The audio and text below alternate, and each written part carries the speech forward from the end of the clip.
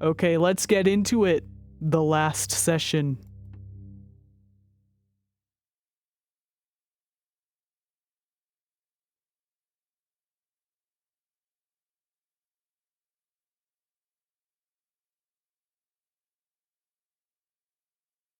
Yeah, some of that dialogue from that last episode really hammers it in.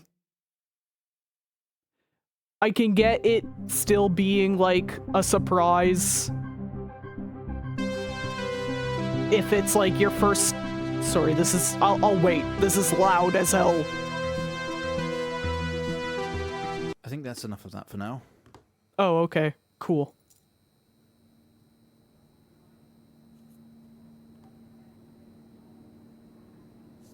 Sweet. You're quite fond of this show, aren't you? Uh-huh.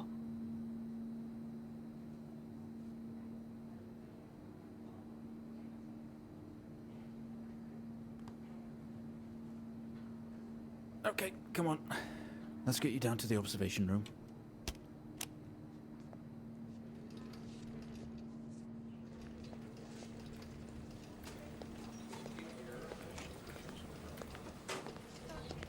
This place must be starting to feel like home to you.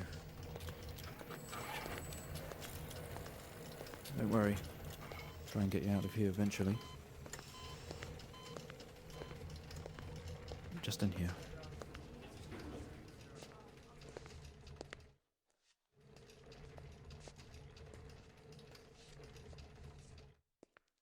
Okay, are we through in the next room?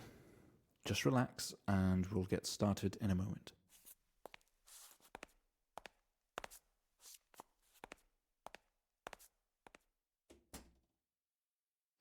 As I was saying, I can understand. Right, Mr. Asian, now are you ready?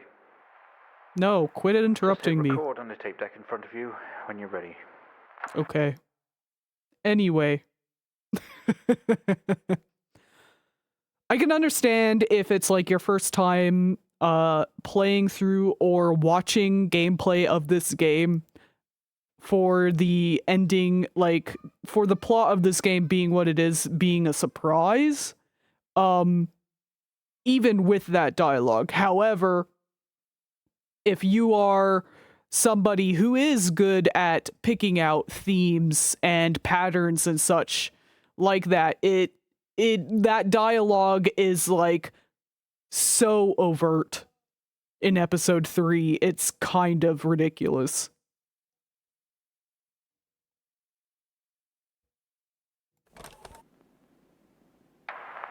This is subject 12-19-86-23, new session entry.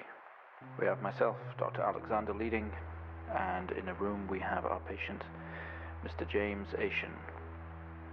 As we know, James has recently recovered from a 2-week coma following his accident. In our last 3 sessions, James's attempts to recollect events of the accident seen him merging his memory with his imagination. These episodes have always ended in panic, and we've had to terminate the session abruptly. Let's try and do this one better, James. So when you're ready, let's bring this back. I know how difficult this must be, but you can do this. James, it's time to remember.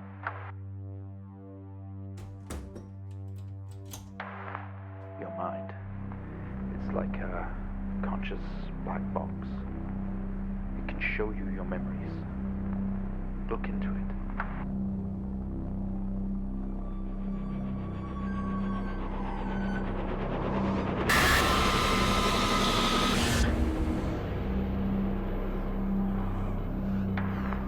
In your most recent episode, you recalled a false memory of a remote weather station.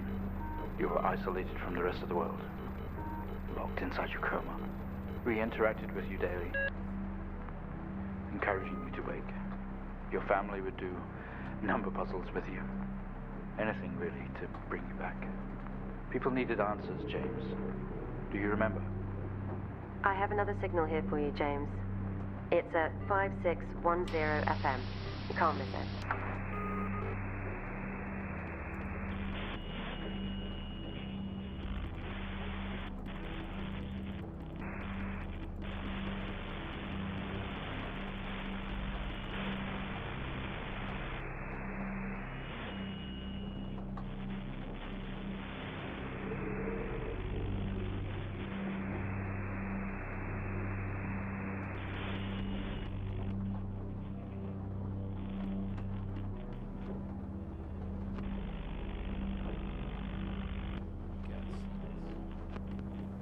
This is 20F 12 19 86 23 04. Type in the numbers, James. 12, 19, 86. This is 20F 12 19 86 23 04. Type in the numbers, James. You gotta see this. I gotta see this. 20F It's Forrest. 12 19 Wilson Police Department Road Traffic Accident Report File. 4. Type in the numbers, James. You gotta see this. This is 20F 12 19 Fatal accident. 86 23 1986. 4. Pleasant Hill Forest Road. Type in the numbers, James. You gotta see this. This is 20F 12 19 20F. 6 23 04. Type in the James numbers, Asian. You gotta see this. This is 20F 12 Station wagon. White. It's a 86 Chevron. 2304. Type in the numbers, James. You gotta see this.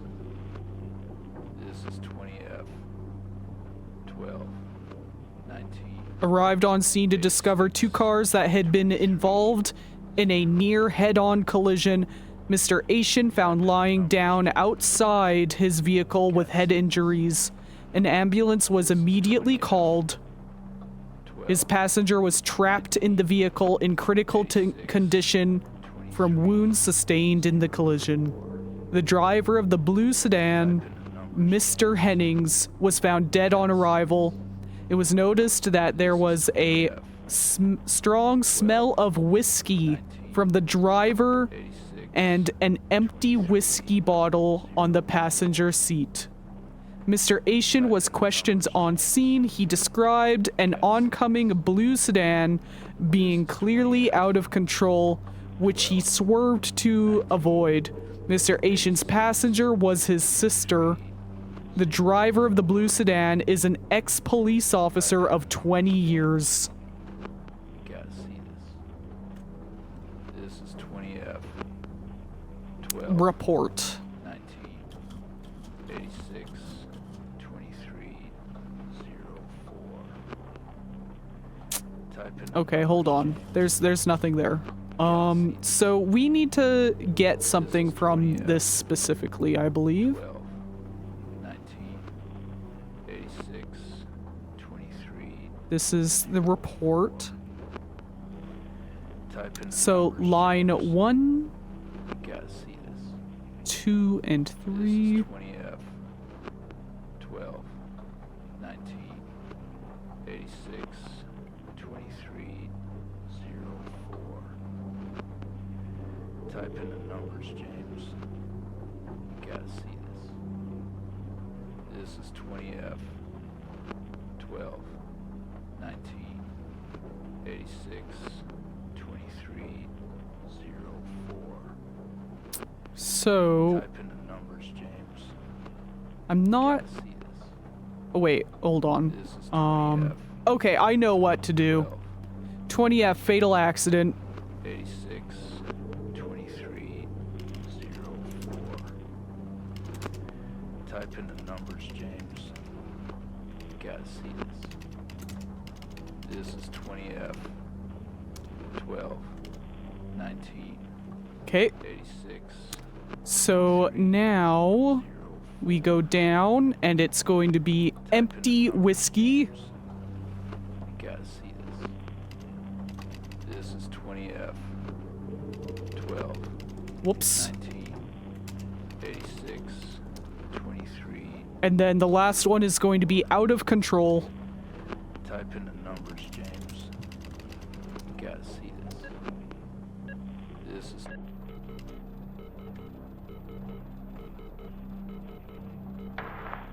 Find the signal, James. Listen to the voices. You have to face it, James. Finally. 7,000 FM.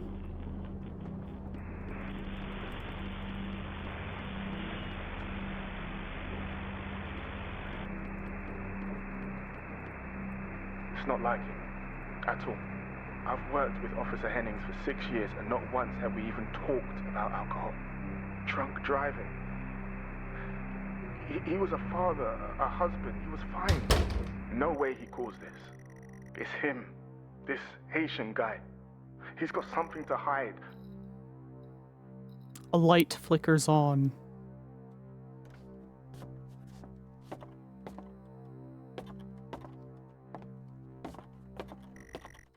This doesn't make sense to you. Hold on. I need to... Keep going, you have to. Read what they said, give up, a coward. Sometimes you do things, sometimes those things are wrong. Get out, get out, get out of the car. Okay, so... The reason I paused there was because my mouse isn't quite locked to the screen. I've been playing this game windowed because this is the first time it's ever had first-person gameplay. You step out into the hospital ward, only it seems abandoned. Your vision is blurry.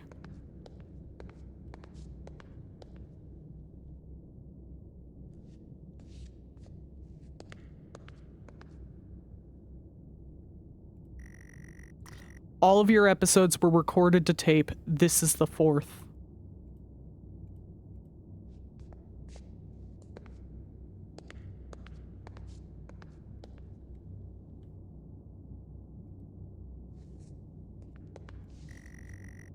Sometimes they make you watch your past sessions to see what really happened.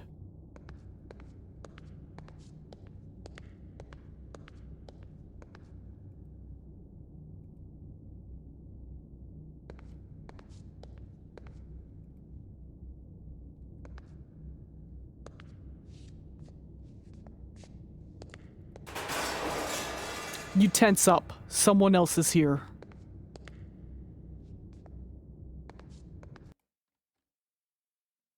Ugh.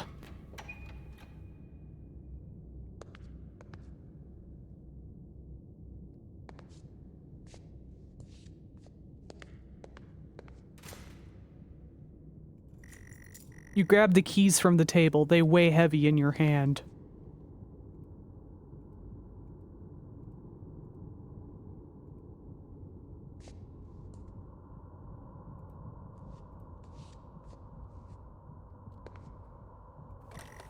Today was the first session with Mr. James Asian, although I fear it will certainly not be his last.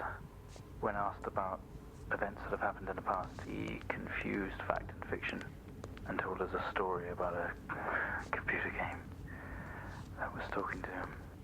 I think he was back at his own house, his mum and dad's house, and he always talked about a room with a red X, one he couldn't get in.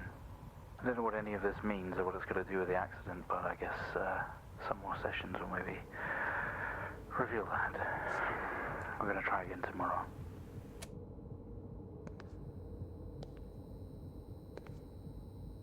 The house abandoned. Greenland. Number puzzles.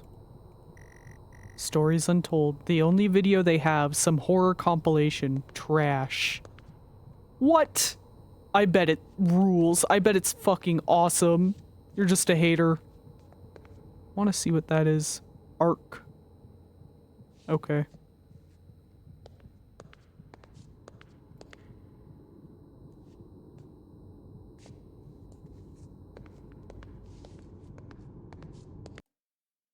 Ugh. Come on. Stop doing that. Bye-bye, Kay. Have a good night.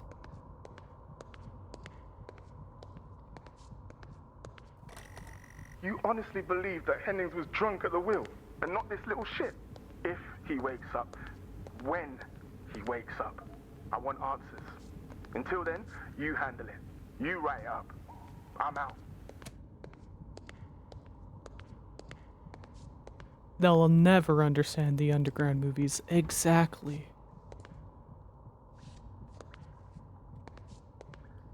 Okay, I don't want to go too far because I did neglect to go into the room that was obviously already open.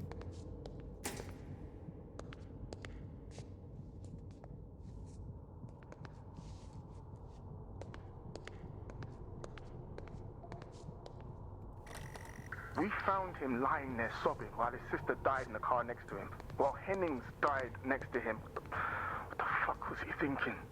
She was still alive when we got to her. If he'd have done something, they could all still be hid.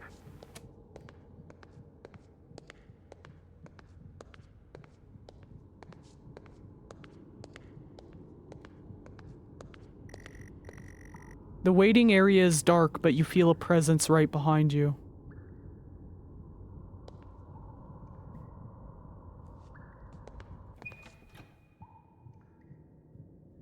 Huh? What?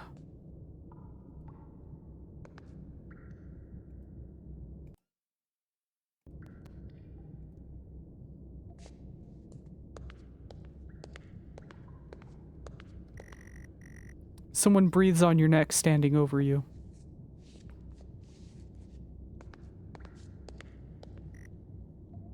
Locked.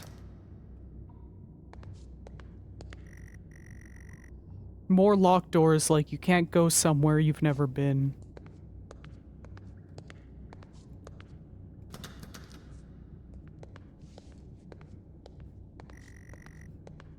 You feel dread in the pit of your stomach.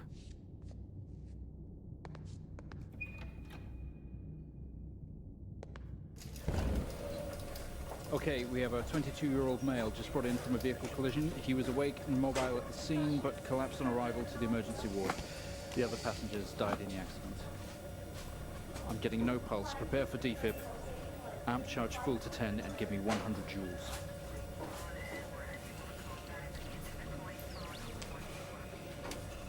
Come on, 100 joules. Charging up full to 10.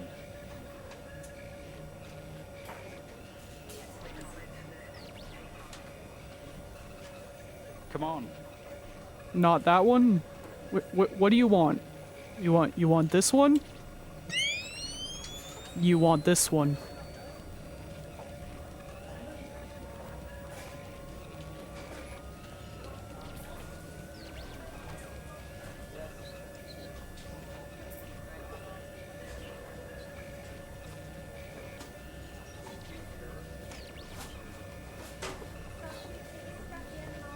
Can we get this on the screen, please?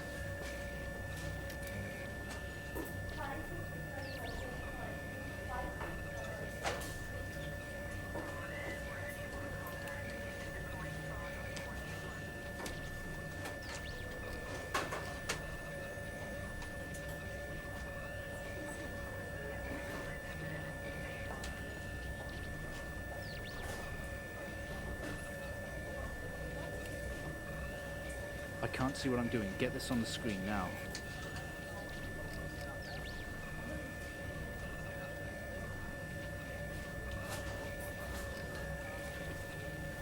Huh? Oh. Did I turn it off? Oh, okay. Yeah.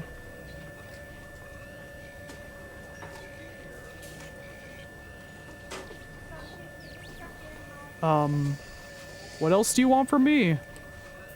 There we go. Come on, 100 joules. Charging up full to 10. No reaction from first stage. Let's try higher.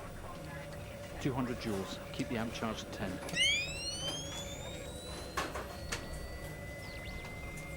200 joules. I'm Charge at doing 10. it. Let's go. I'm doing it. Don't yell at me. Clear. Okay, we have a reaction of some sort here, a weak signal. Let's keep going. Increase again. 360, charge full.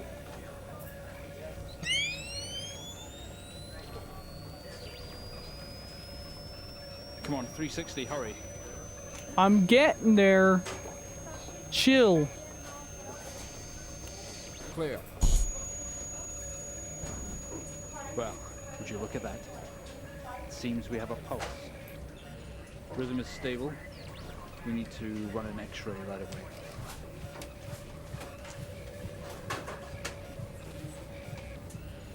Where are we with that X-ray? Let's get it going now, please. Mm-hmm.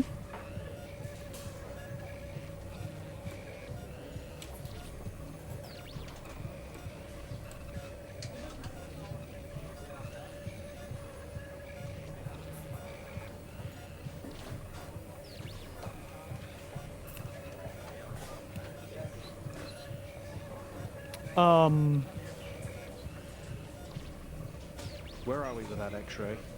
Let's get it going now, please. I'm fucking trying. I don't know what to do.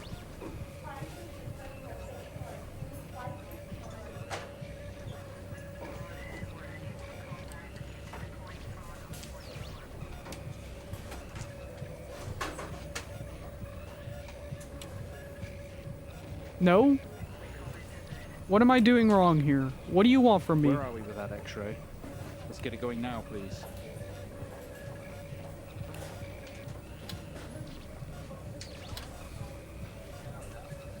What am I missing here?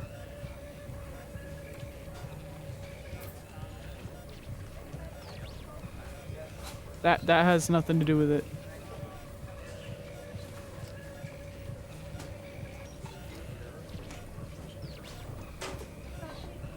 Where are we with that X-ray?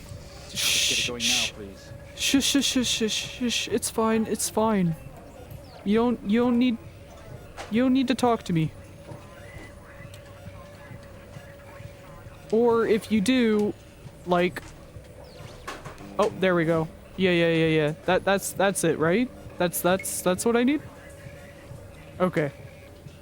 Looks like an intracerebral hemorrhage. We need to drain this now to relieve pressure. Prepare for trepanation. Switch on a drill, please.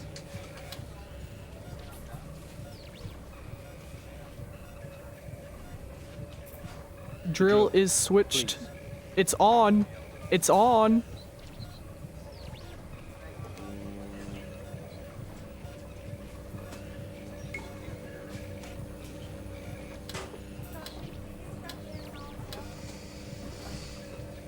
What do you want from me?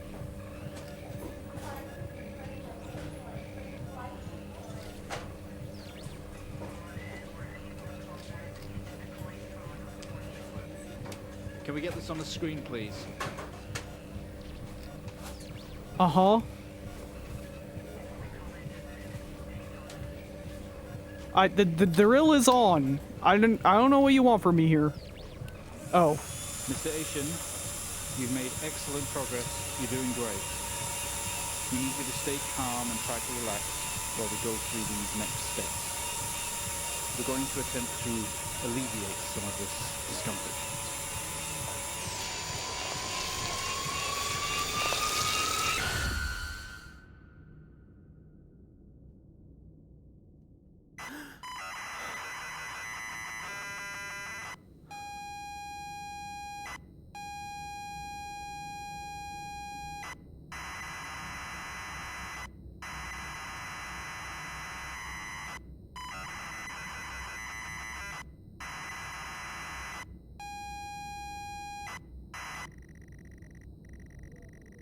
Not only is tonight New Year's Eve, but tomorrow you leave on a 6-month trip abroad with friends. Mom, Dad, and your sister Jennifer have decided to throw a party to celebrate it all. The house is full. You're in the living room, and as usual, you do not recognize a soul. Look around. The room is full of chatty strangers, mostly friends of Mom and Dad. There is a door to the hall.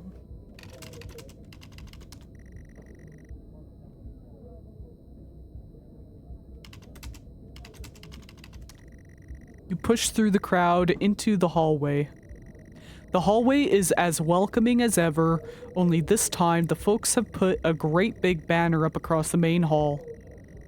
Half-finished drinks are abandoned on almost every horizontal surface. Stairs lead up, although the party is firmly downstairs. As much as you'd love to, you promised you'd stay downstairs with the party.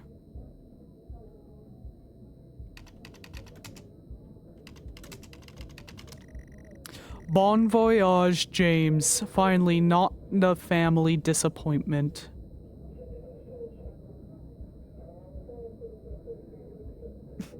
The most sympathetic protagonist, an alcoholic. Yeah.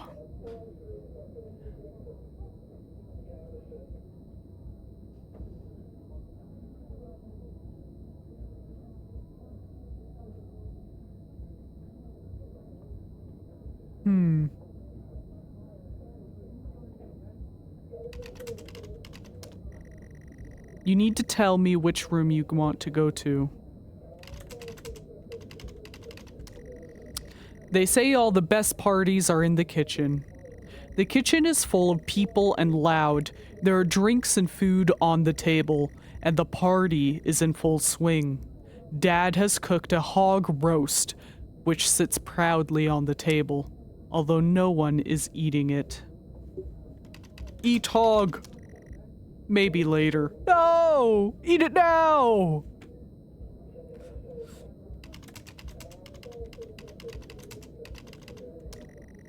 Just as you are about to head inside the utility room, Jen places her hand on your shoulder. You hug. You're going to miss each other. You thank her for the party. She asks if you are enjoying the party. She repeats her question, asking if you have had a nice time. Yes. You tell her it's great, even though you don't really know anymore. She tells you to enjoy it anyway and to loosen up. She asks you to get her a drink. You pour Jen a drink and one for yourself too. There's never an awkward silence with Jennifer. She always has a question. She asks if you have everything sorted for the big trip. Yes. You tell her yes, that you've packed everything away. Another hug. Your family have really gone out their way to make this trip happen for you. It might be what you need to get some perspective and maybe not fuck up so much. She's going to miss you. You are going to miss her. She walks away.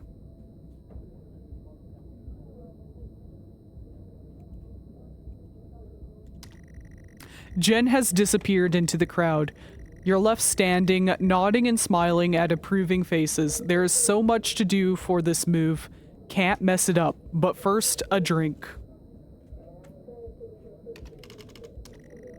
You pour and down another drink, anything to move the night along.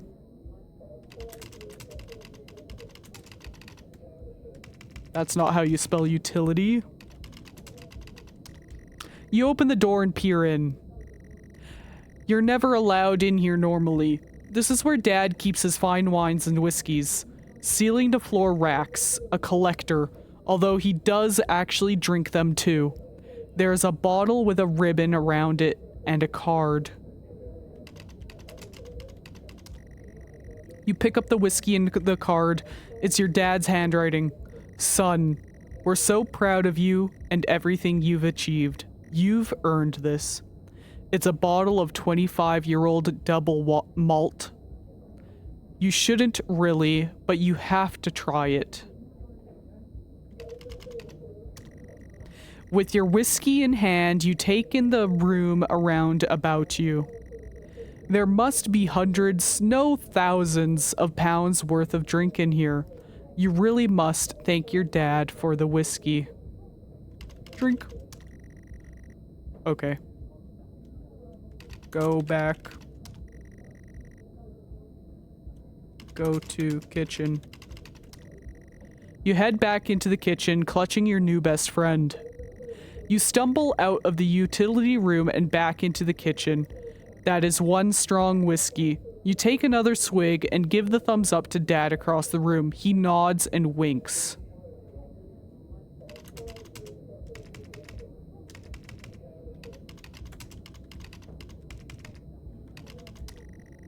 busy and noisy. We'll need to find somewhere quieter.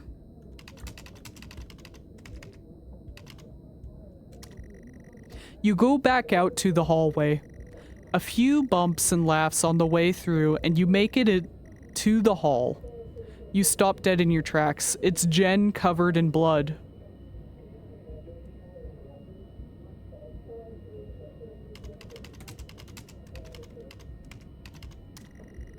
She's staring straight at you. No one else notices.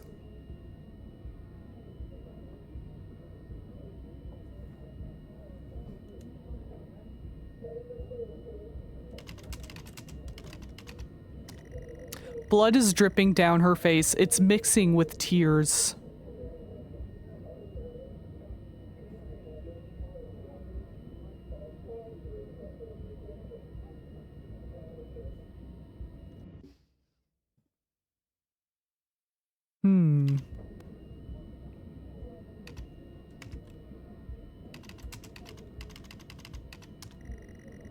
I'm sorry, I don't understand.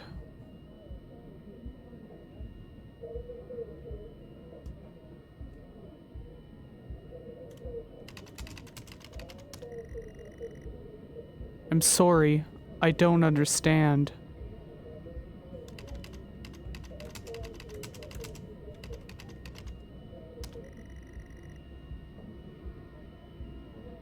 Wait, is it because, I put in the thing?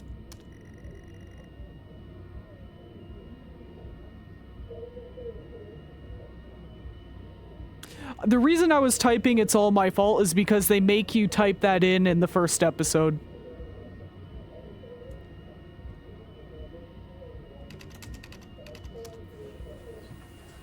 I'm sorry, I don't understand. We tried our best, Mrs. Asian, but her injuries were too severe. No, I don't understand. I was just talking to her. I'm afraid Jennifer passed away before we could get to her in surgery. We did the best we could. I am so sorry. Where is she? Let me see her. Please, Mrs. Asian, take a seat. I don't want to take a seat. Let me talk to her. Now. I'll arrange for you to see her. In the meantime, James is in recovery. He's stable for now. I don't want to see him.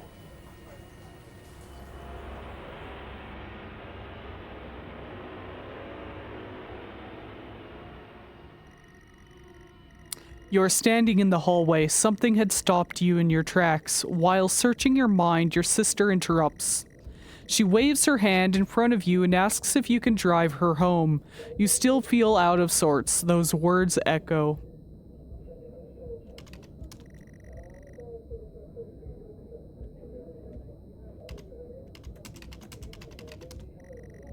You need to tell me which room you want to go to.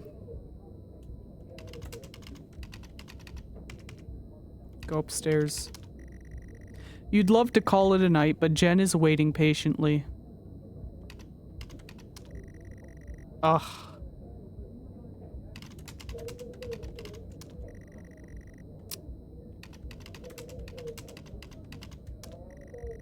She's waiting patiently for that ride home you'd promised her.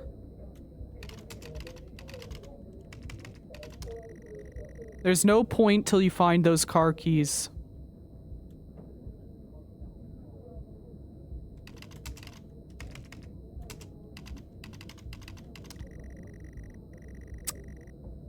Huh.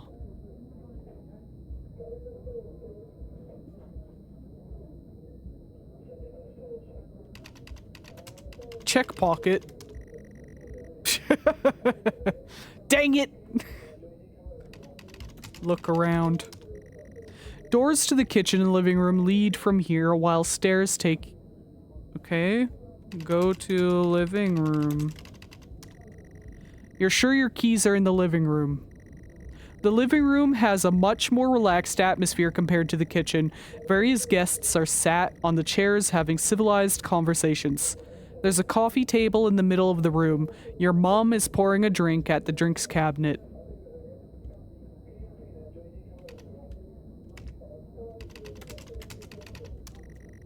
She's totally in her element here. She always loved being the host.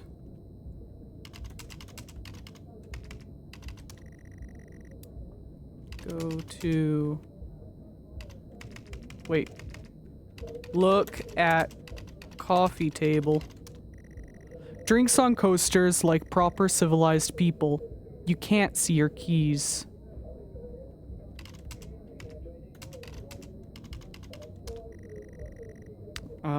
Go to drinks cabinet. Don't know what you're trying to use. Drinks cabinet. Go to cabinet. Ah! Dang it. Go to kitchen. Huh? Go to kitchen.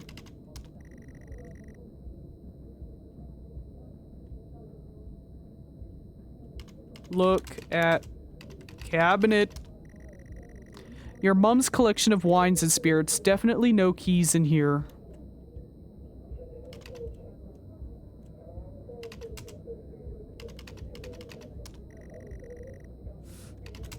Go back. Empty-handed, you head back out into the hall. There we go. You're standing back in the hallway, a bottle of whiskey in hand, but no car keys. Jen points to the living room and sighs as she puts on her coat. Go to kitchen. Maybe your keys are in the kitchen. The kitchen is busy, way too many people crammed in here, but I guess this is where the food and drink are at. The guests are like a set of vultures picking at the roast on the kitchen counter. Your dad is locking up the utility room. Your dad has locked the utility room. He seems much more at ease now that he doesn't need to guard his pride and joy. Go to dad. Go to utility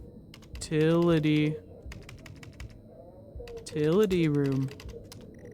Your dad stops you. No way, son. I think you've had enough of my hard-earned collection. Go back. You head back out to the hallway. You're standing back in the hallway. Jen points to the living room and sighs. Go to the living room. You're sure your keys are in the living room? Living room has a much more relaxed atmosphere.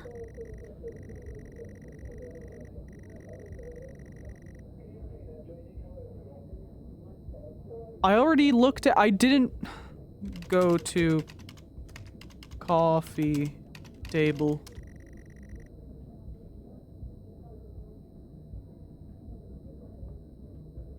Look at table. Can't see your keys.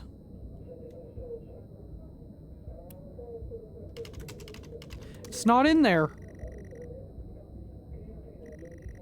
Maybe I need to look at the counter.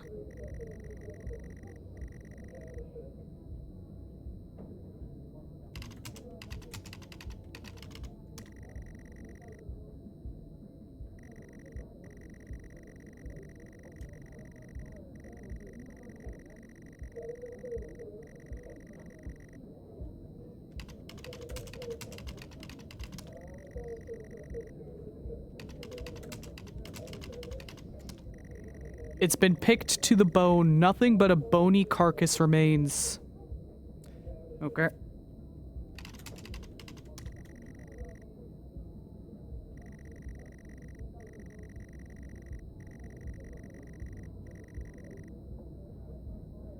I don't think it's in the living room. I mean, it's telling me it's in the living room, but I don't know what it wants me to type in.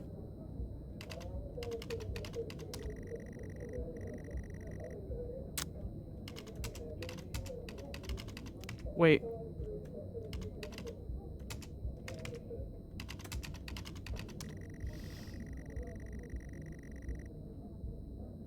That's it? That's all you're gonna tell me? Fuck.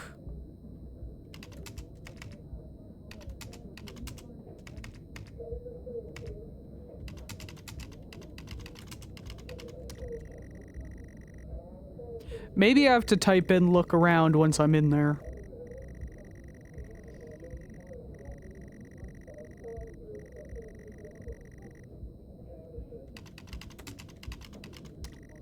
A coffee table, a drinks cabinet. One of the chairs is overflowing with jackets and coats. You search through all the jackets and coats until you find yours. Aha, car keys in the pocket. You grab both. Ah, there we go. Okay. Go back. Keys in hand, you head back into the hall. Jen thanks you for helping her out. She has work in the morning and no one else is in any fit state to drive. You can handle it though. You know the road like the back of your hand, don't you? No, you don't.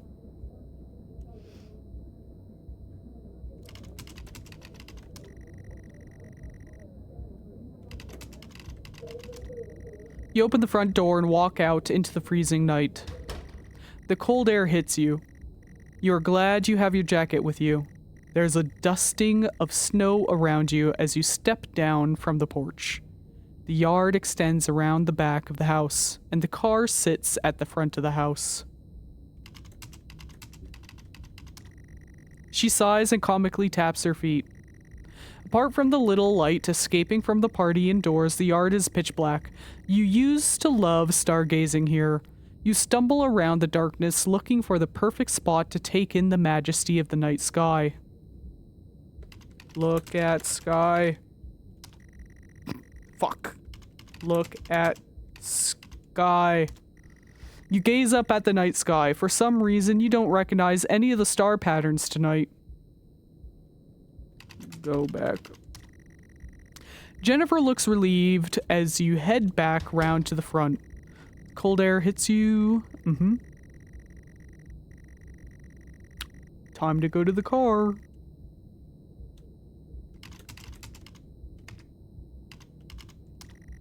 You fumble with the car handle, confused until Jen tells you to maybe use the key in your hand.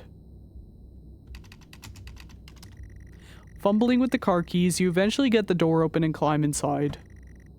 The car's freezing. As you fumble around with your seatbelt, your sister opens up the car glove box and hands you a note and a key that was inside. She tells you that it's for when you return.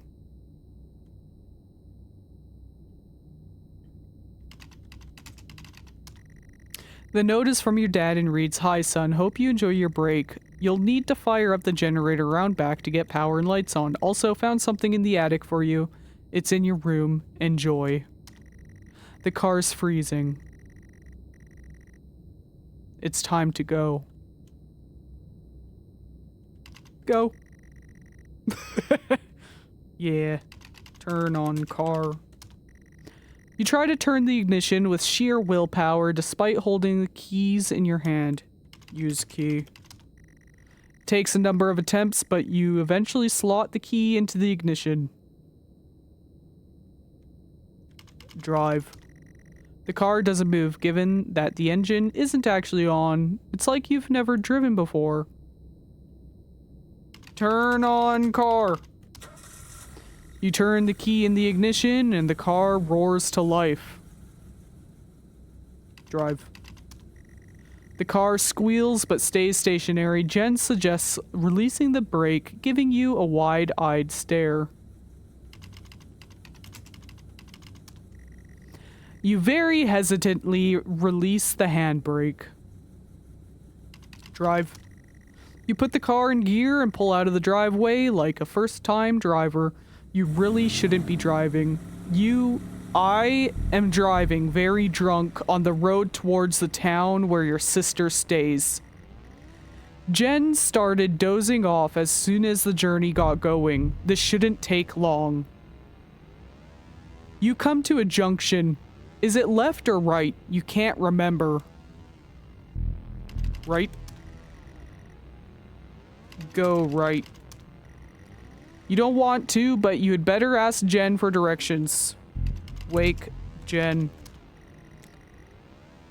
Look at Jen.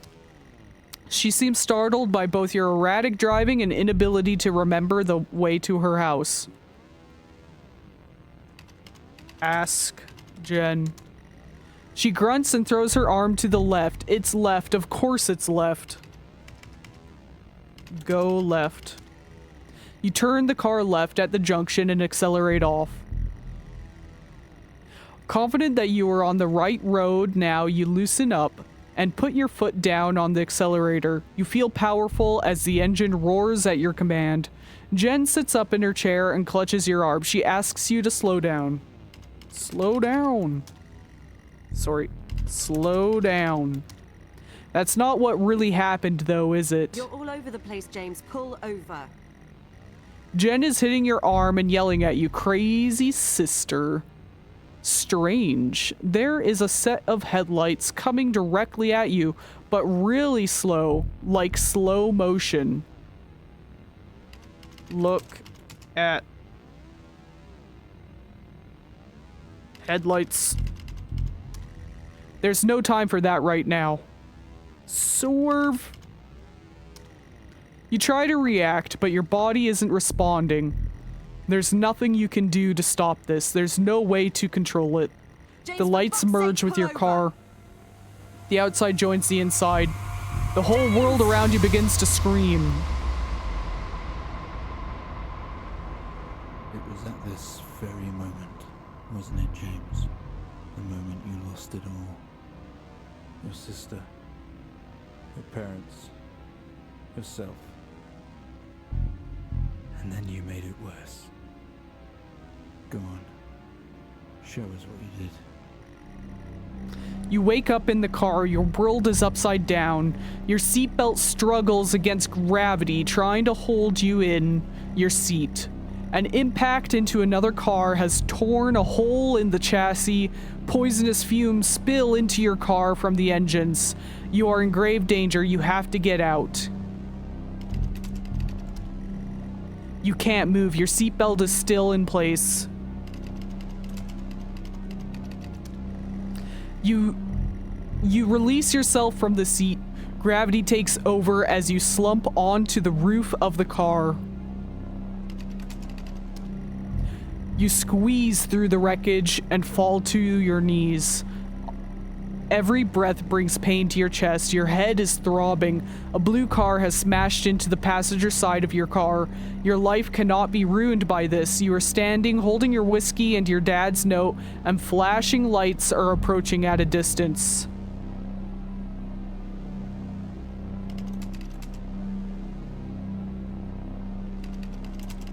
Go to blue car. Doors jammed. You don't have time for messing around like this, James. Break window?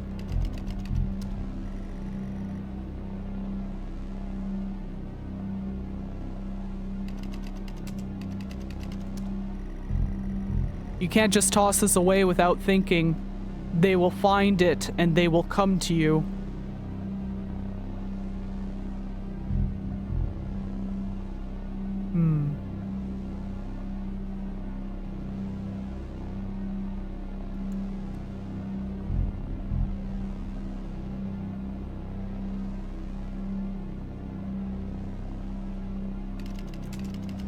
Open door. What car? The other blue car or yours?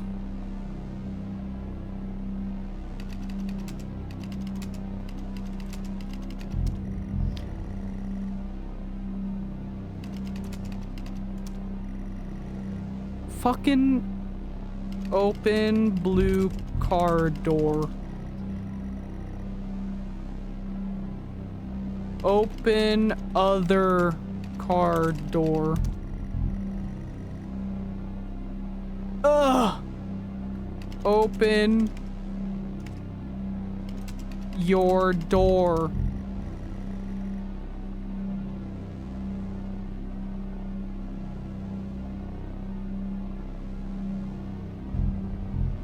Blue car.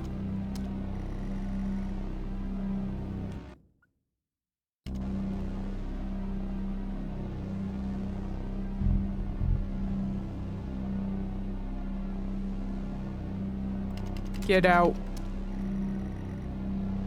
Get out of car. Go outside.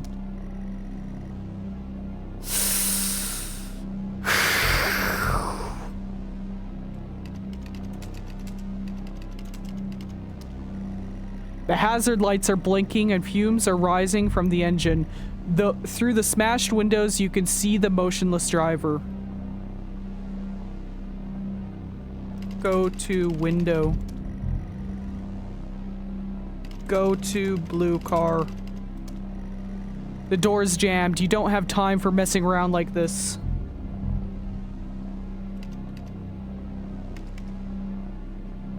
Look at window.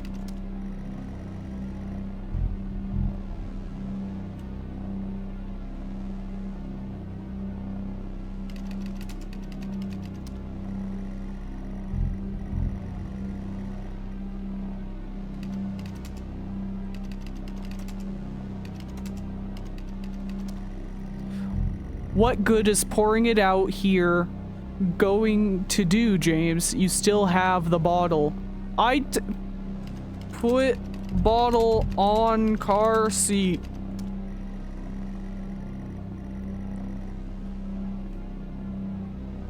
Put bottle in blue car.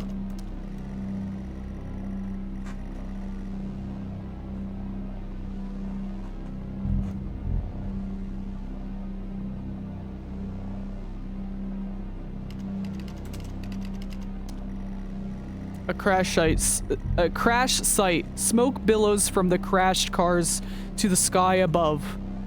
Exterior lights flicking on and off. Go to blue car. The door's jammed. Look at blue car.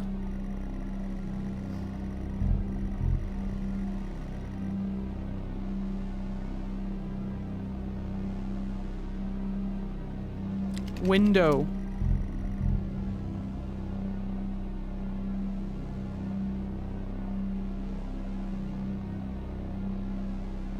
Gang.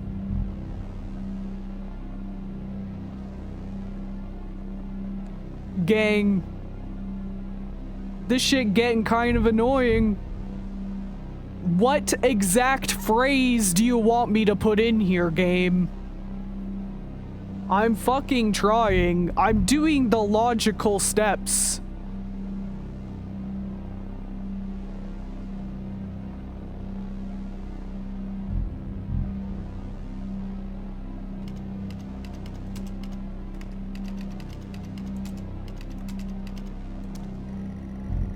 Well, that's not smart thinking, James, is it? They will eventually find it there and will link it to you. Yeah, no shit.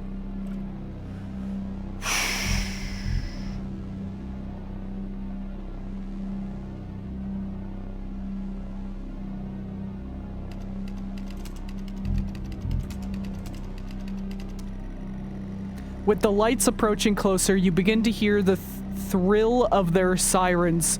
You simply cannot go to jail for this. You clean the bottle to remove your connection with the whiskey. You then very deliberately spill the remainder of the bottle's contents onto the driver, and you toss the incriminating evidence onto his passenger seat. A circle of flashing lights surround you, illuminating the crash site in the darkness. Behind them, an army of people all staring. One figure steps out, a silhouette, and walks towards you.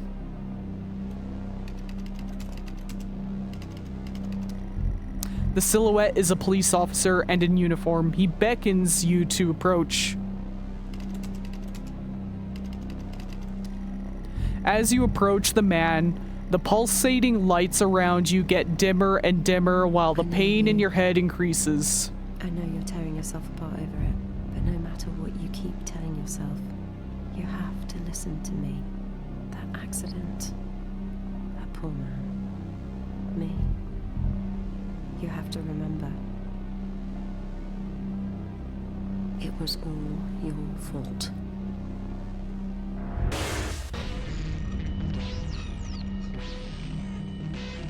I know what you did. How you left me there to protect yourself. Planting evidence on some poor man. You went headfirst into that officer and you wrecked all of our lives. And then you couldn't even take responsibility. You did the right thing for you and no one else. Save yourself. Only it was wrong, wasn't it? Look at you now. Utterly consumed by it. Say it, James.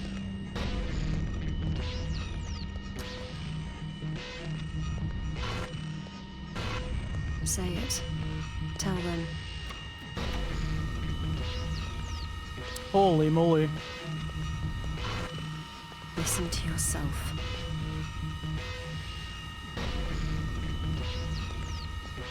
It has to end, James.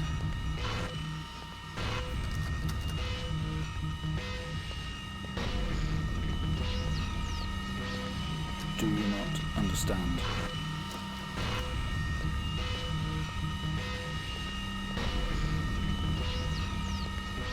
This episode you're having must come to an end.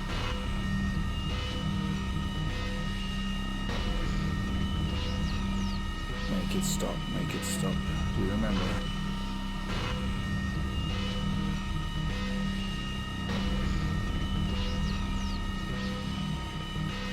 Stop the session, Mr. Haitian.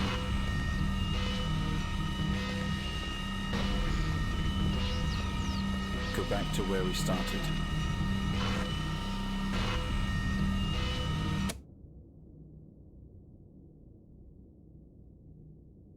Well, I think we've made progress today, Mr. Haitian. I guess we should tell the police what you've told us. Although I don't suspect they'll take you anywhere. I think you'll be with us for quite some time. Come on, let's get you back to your shows. I'll see you tomorrow.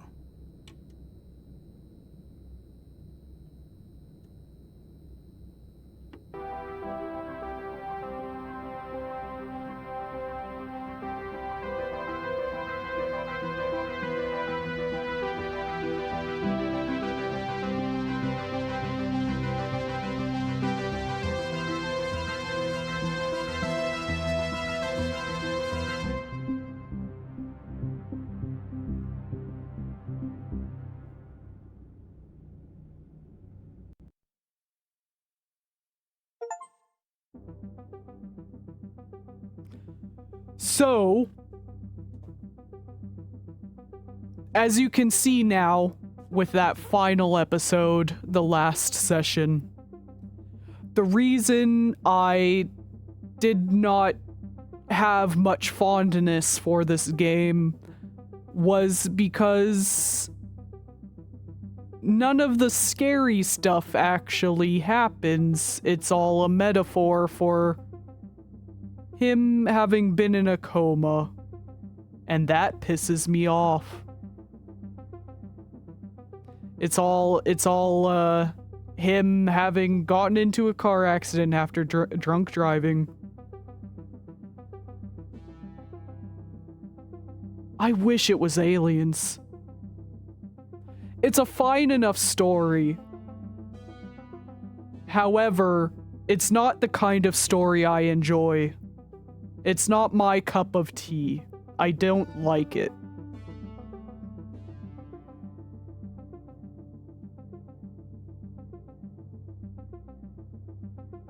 It is as you say, the symbolism is quite ham-fisted.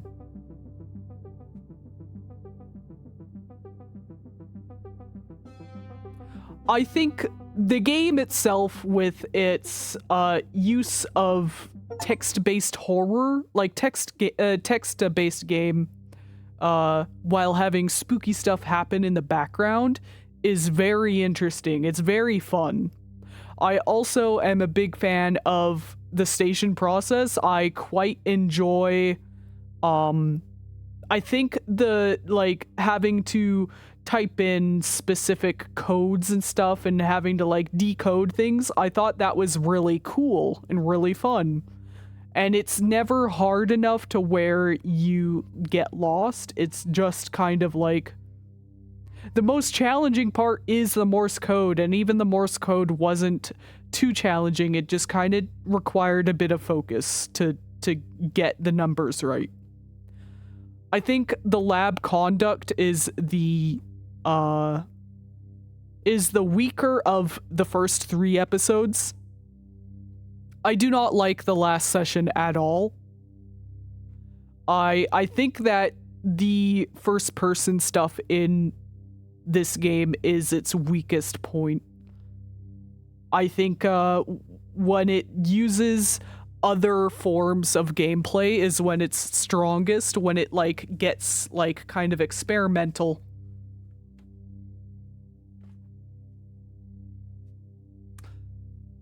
Yeah. See, because at the very start, it does give you some hints as to what's happening.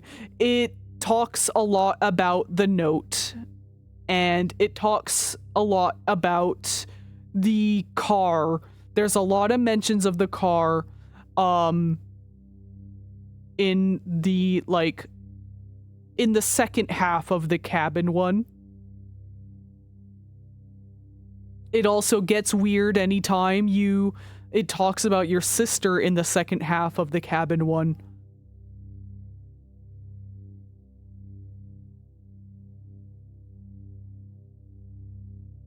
Yeah, unfortunately, like there's already another. It just would have been nice to keep horror and scary, but when using real life horror notes, it's just bleh to a point. Yeah, agreed. I also, like, there's already a whole other story that is pretty much almost exactly this, which is a British horror movie. I believe it's literally called Ghost Story or Ghost Stories, one of the two, where it's a skeptic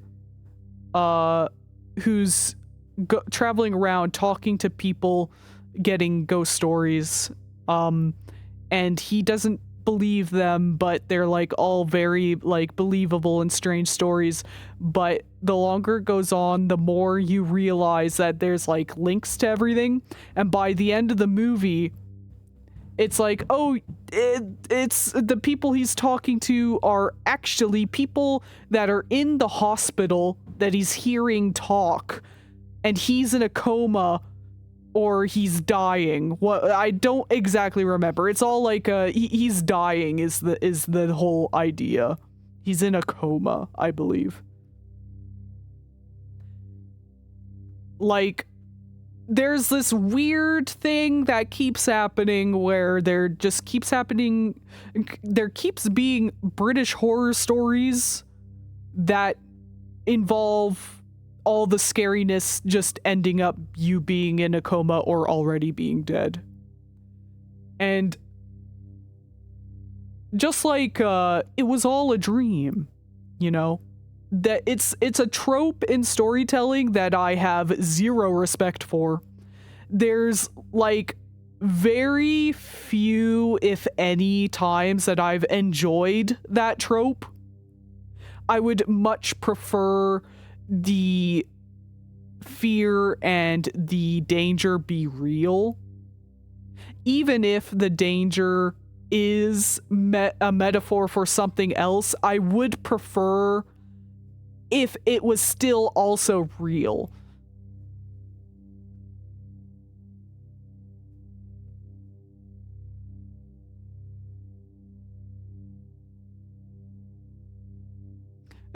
The real horror was being British all along. You think it's because it's easier to believe that a person could get to that level of scary when a person is already half dead. Perhaps. I just simply do not enjoy it. I'm perfectly fine with metaphorical horror, but I would much prefer the horror to also be existing.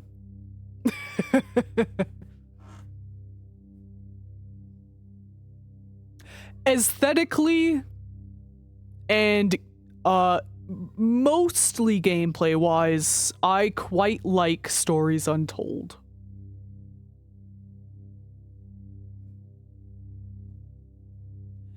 it's a shame that there was simply no options. Like, the only option they give you is subtitles. I can reset the save file, but I don't know why I would do that. Pretend that I'm playing it for the first time again. I don't know. How are we supposed to fuck the monsters if we were the monsters all along? Exactly. What the fuck?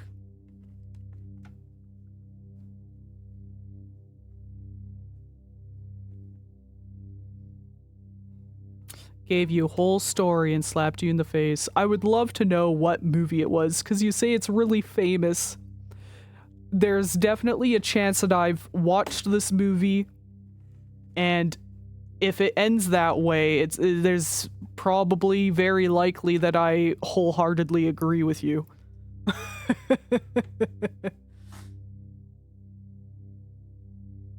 I'm quite passionate about horror, but there are certain horror tropes that bother me a lot. You can DM me? Okay. Hopefully it's not a spoil. Oh, is it like a... Is it a recent film? It'll be fine. I'm usually pretty good with spoilers. They typically don't ruin a movie for me unless it's the type of movie where it's like you want to go in completely blind. But when it comes to this sort of thing, you don't want to say the name since it's very, very old, but also a must-see type. I understand. That makes sense. You don't want to spoil it for folks who haven't seen it and it's a classic sort of deal.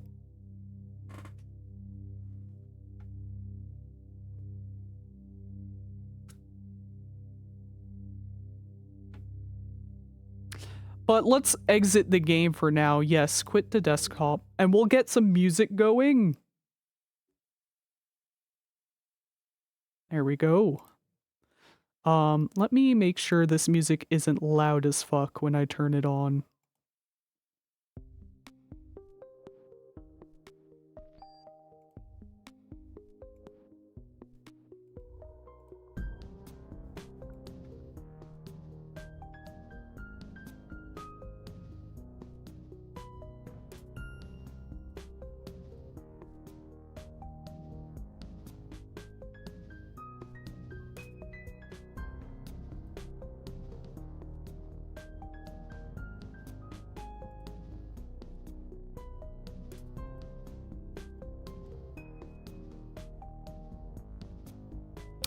Oh, yes. Okay.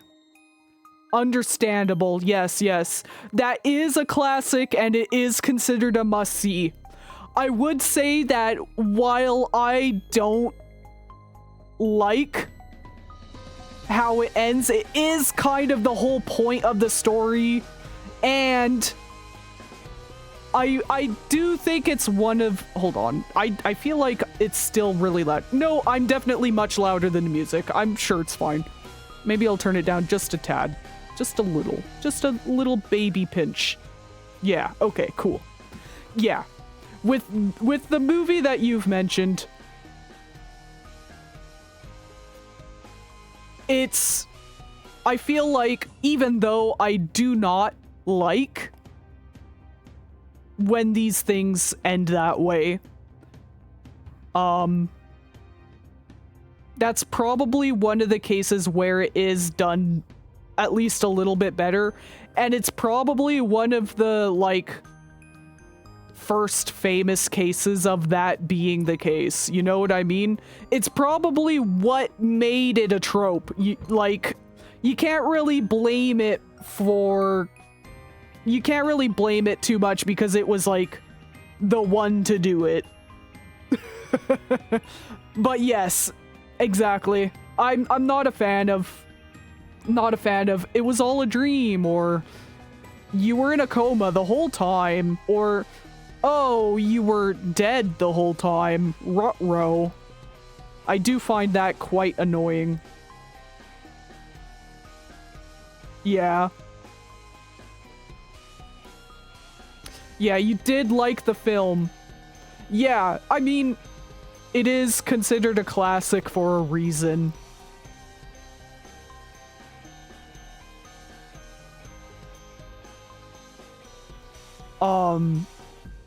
But yeah, that was Stories Untold.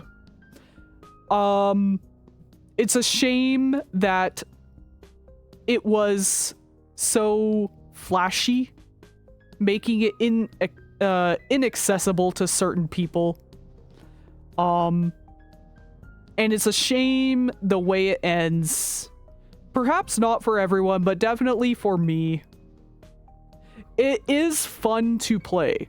I think my favorite one is episode 3, where you're doing the decoding. It's very cool. Very fun to do the decoding part. The text adventure stuff was also quite fun, although that last section in session 4, or last session, episode 4, where it just wasn't exactly clear what you were supposed to be typing in, that did bother me a bit.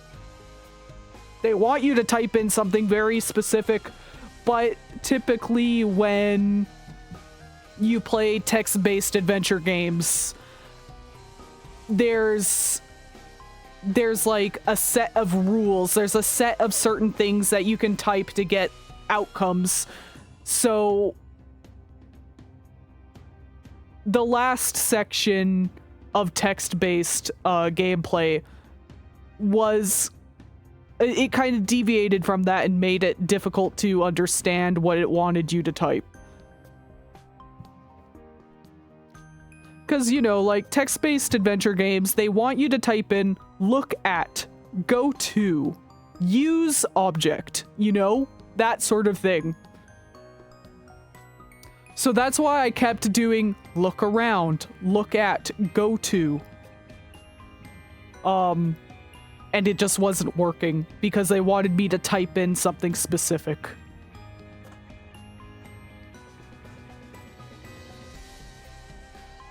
That's going to be it for tonight, though. Let's see if there's anybody to raid, perhaps.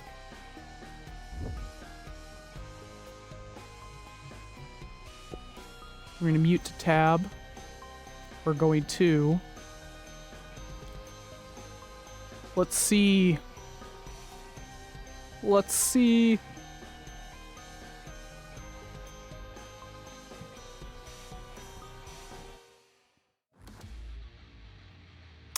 Hito is playing Voices of the Void. How long has Hito been streaming? Only 1 hour. Perfect. That means they're not ending.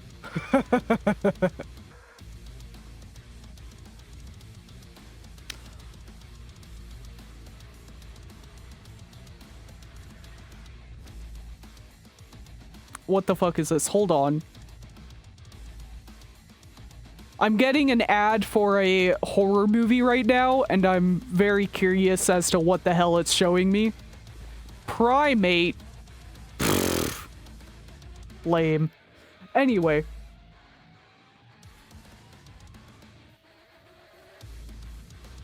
We're gonna raid Hitomaru TV. They're streaming Voices of the Void. You're curious about that one?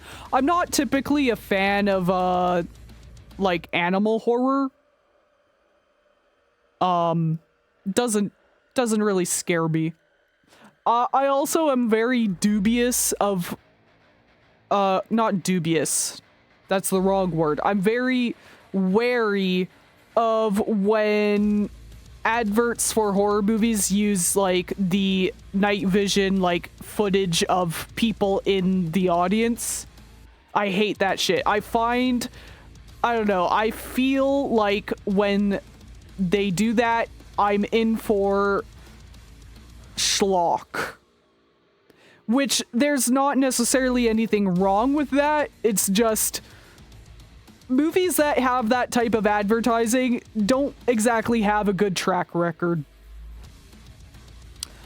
But anyhow, it's time to raid so that I can end stream and do a bunch of laundry and eat something. Good night, everybody.